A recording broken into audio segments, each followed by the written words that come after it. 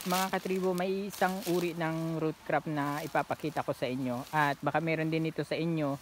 So hindi nyo lang napapansin, ito ay nakakain. At ito ay tinatawag nga dito sa amin na uraro. So yung laman nito, ito siya oh. Ito yan.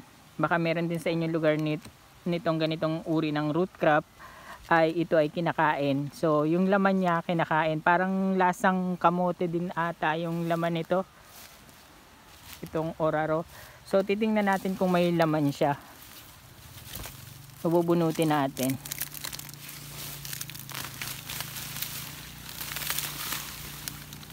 So ayan, wala pa siyang laman. So ito yung ito yung lumalaman, no? Ito yung mga dulo na ganyan. So yan yung lumalaman. Yan oh. Yan, eto yon. So yung laman nito, nilalaga din na parang kamote.